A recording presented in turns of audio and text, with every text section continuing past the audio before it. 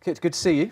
Good to see you. So we're on stage here at the Vaudeville Theatre in London. Some serious 70s action going on here. Yeah. Why is that? Not least my moustache. Well, I was going to say.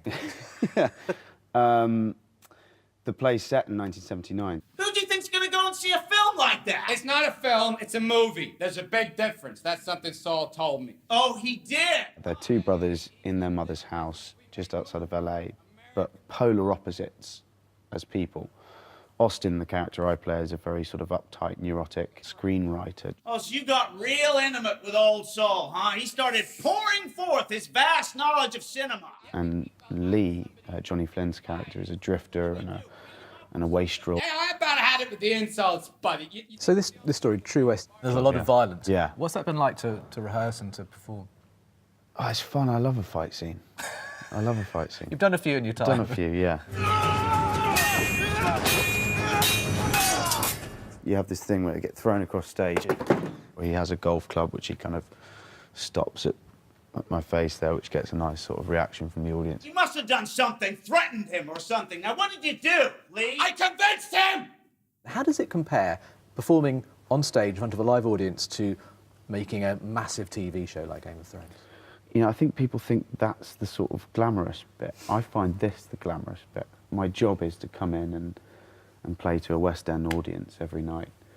That, for me, is quite glamorous, whereas Thrones or filming is quite often outside in some foreign country, away from all your mates, in a muddy field.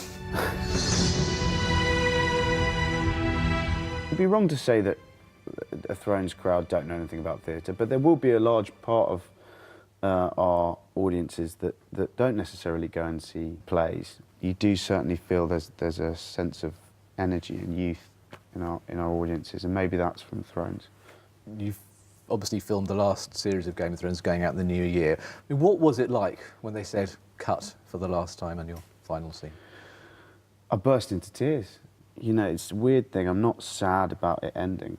I just feel very joyous about it ending and having completed it. But it doesn't make it any less emotional. And the first pilot of Game of Thrones was described by its producers as a disaster. What did you make of it when you first made it? I didn't know what I was doing. I mean, I was like, oh, this is fun. I'm in a TV show. I had no idea whether it was going to be big or a success or anything. And apparently it was a disaster. I still haven't seen it. They blackmail me every now and again with threatening that they'll release bits on YouTube, because apparently it was terrible, and I had this awful wig. But no, it sometimes with great with things that end up being huge successes, they start with huge failures. And the fact it is such a global phenomenon, I mean, are there any countries you can go to where you don't get recognised? Not that I've found, although this is helping. You know, I'm now, you know, I get recognised a lot less now. I've got less hair and less fur on my face.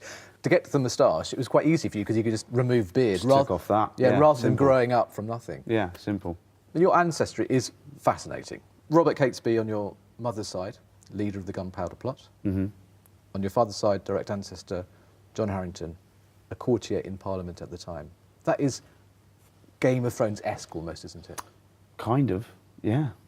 And John Harington invented the flushing toilet as well. He did, yes, the John. Are you more proud of that? He might have been a real... I don't know.